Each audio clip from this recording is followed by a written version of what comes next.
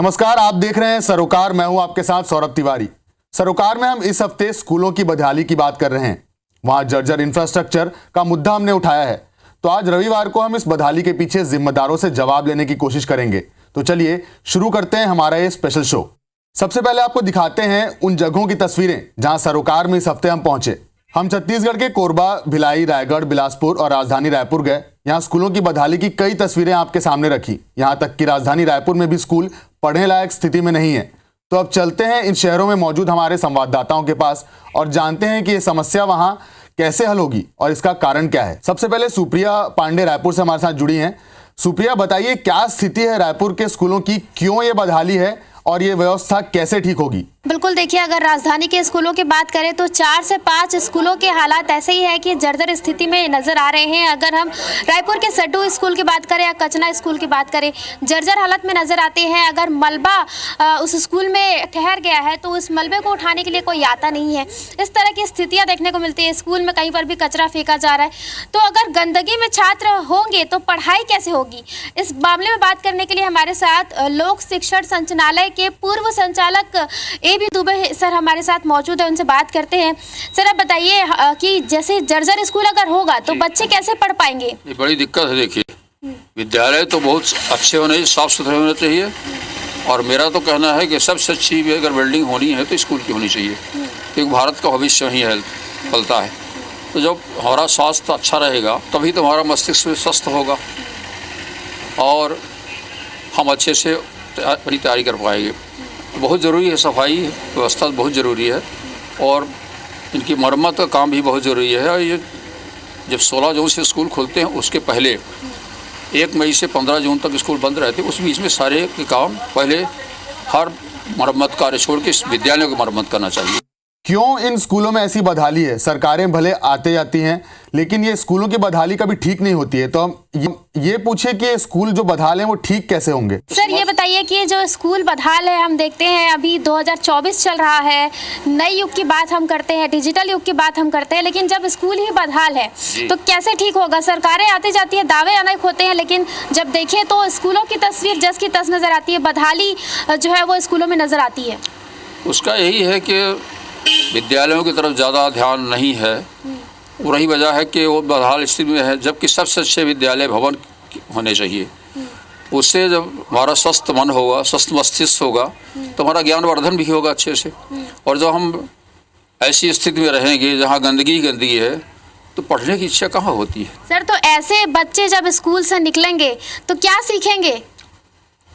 अब वो जब अच्छी व्यवस्था उनकी नहीं की जाएगी तो क्या सीखेंगे? इसीलिए तो देखिए जो है परसेंटेज जो है उनका हर क्षेत्र में, चाहे नौकरी में हो चाहे व्यवसाय करने में हो, अच्छा नहीं हो पाता है। जिन विद्यालयों की स्थिति अच्छी होती है वहाँ बच्चे जो पढ़ते हैं उनकी स्थिति अच्छी होने की वजह से वो आगे निकल जाते हैं।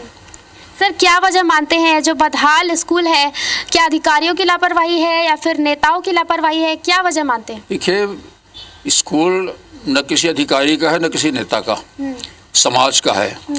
और उसमें समाज के लोगों को आगे आना चाहिए, सरकार को भी ध्यान देना चाहिए, अधिकारियों को ध्यान देना चाहिए और विशेष रूप से इनकी व्यवस्था होनी चाहिए। अब आता है कहीं छत टपक रहा है, कहीं प्लास्टर गिर रहा है तो ऐसे बच्चे दब रहे हैं, ये बहुत ही गलत बात है।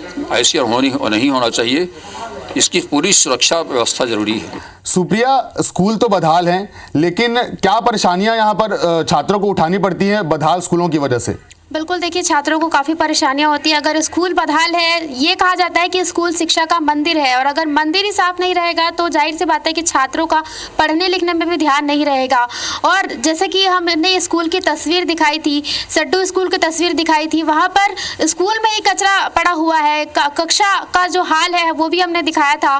खिड़कियों से जो पानी है बारिश का कभी भी वहाँ पर पहुँचता है और बच्चे कभी कभी गीली दरी में बैठ कर भी पढ़ाई करते हैं। सर हमारे साथ है, उनसे बात करते हैं। सर, अगर इस तरह की स्थिति बनती है तो बच्चों का भविष्य कितना उज्जवल हो सकता है? उसमें बहुत परेशानी होती है। देखिए, बच्चों को जब उनका मानसिक स्वास्थ्य अच्छा नहीं होगा, शारीरिक स्वास्थ्य अच्छा नहीं होगा तो आगे नहीं बढ़ पाएंगे वो। तो इसमें सभी को सहयोग करना चाहिए, समाज के लोगों को करना चाहिए, वहाँ के विद्यालय के हेड जो हैं उनसे लोगों को संपर्क करके और बताना चाहिए कि भाई आपके बच्चे स्कूल में पढ़ रहे हैं, सरकार से जितनी मदद मिल रही है उसमें तो हो रहा है, पर समाज का भी सहयोग पूरा चाहिए हर क्षेत्र में, तभी उन्नयन हो पाएगा। ये आपने राजधानी रायपुर का हाल देखा। अब हम चलते हैं बिलासपुर से हमारे संवाददाता जितेंद्र हमारे साथ जुड़े हुए हैं। जितेंद्र, बताएंगे कि क्या स्थिति है बिलासपुर के सरकारी स्कूलों की, कैसे ये व्यवस्था सुधरेगी और इसके लिए जिम्मेदार क्या कर रहे हैं? किस तरह से जर्जर भवनों में यहाँ पर नौनिहालों को पढ़ना पड़ रहा है और कहीं ना कहीं सिस्टम की लापरवाही, सिस्टम की उदासीनता यहाँ पर बच्चों के भविष्य पर भारी पड़ रही है। कुछ अभिभावक हमारे साथ हैं, सीधे उनसे ही बात करते हैं।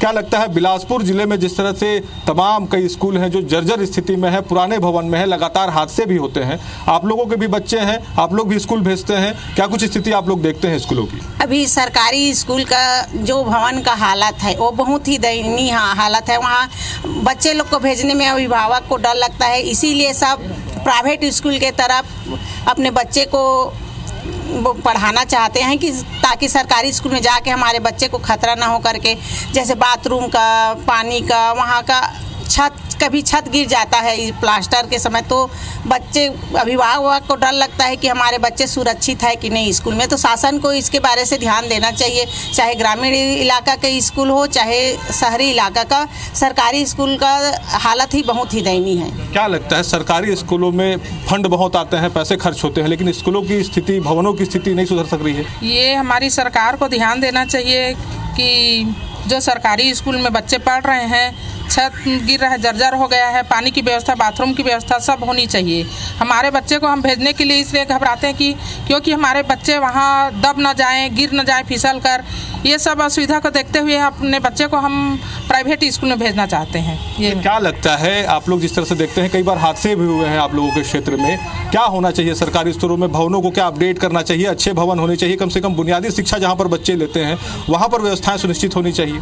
जी, सरकार को इस विषय में एकदम से सोच के और आगे बच्चे का भविष्य के बारे में सोचते हुए कदम उठाना चाहिए और जल्द से जल्द भवन का निर्माण, बाथरूम, शौचालय का निर्माण, बच्चे लोग का भविष्य का सवाल है। बच्चे लोग सही दिशा पे पढ़ाई करेंगे तो आगे ये हमारा भविष्य है, तो हम अपने बच्चे लोग को अच्छे जगह, अच्छे स्कूल रहेगा तो पढ़ाई उनका अच्छे स्तर से होगा। और जहाँ तक सरकारी स्कूल है, जहाँ भी देखो आए दिन छत गिर रहा है और कुछ हो रहा है, किसी चीज़ का व्यवस्था नहीं है, तो बच्चे लोग तो परेशान हैं, तो उसके पीछे अभिभावक भी अब परेशान हैं। बिल्कुल, देखिए बिलासपुर में भी तमाम जो यहाँ पर अभिभावक हैं उनका भी यही कहना है कि कहीं ना कहीं जिस तरह से उदासीनता यहाँ पर बढ़ती जा रही है, जिसकी वजह से यहाँ पर जो सरकारी स्कूल हैं उनकी स्थिति दुरुस्त नहीं हो पा रही है, जबकि जिले में भारी भरकम फंड आता है, हर बार स्कूलों के मरम्मत का काम किया जाता है, लेकिन उसके बावजूद जिस तरह से काम होता है कहीं ना कहीं वो काम यहाँ पर ठीक से नहीं होता है, काम में लापरवाही होती है, रखरखाव सही से नहीं होता है, जिसकी वजह से लगातार कई बार घटनाएं भी होती हैं और लगातार ऐसे तस्वीरें भी यहाँ पर सामने आती है जिसमें स्कूलों की स्थिति जर्जर दिखाई देती है। इसके बाद अब चलते हैं रायगढ़ शहर। रायगढ़ में अविनाश पाठक हमारे साथ जुड़े हुए हैं। अविनाश, क्यों रायगढ़ शहर के सरकारी स्कूल खस्ता हाल है और व्यवस्था कैसे ठीक होगी? जिम्मेदार आखिर क्या कर रहे हैं? जिले में स्कूल भवनों की स्थिति आपने देखी और इस संबंध में बात करने के लिए एडीपीओ हमारे साथ मौजूद हैं। इनसे मैं बात करूंगा, जानने का प्रयास करूंगा कि क्या कुछ प्रयास किए जा रहे हैं इन स्कूलों की दशा सुधारने के लिए। सर, एक तस्वीरें आई हैं कुछ स्कूलों की जहां पे भवन काफ़ी जर्जर हो चुके हैं, या तो वो पास के भवनों में संचालित हो रहे हैं या सामुदायिक भवन में संचालित हो रहे हैं। क्यों इस तरह की स्थिति निर्मित हो रही है?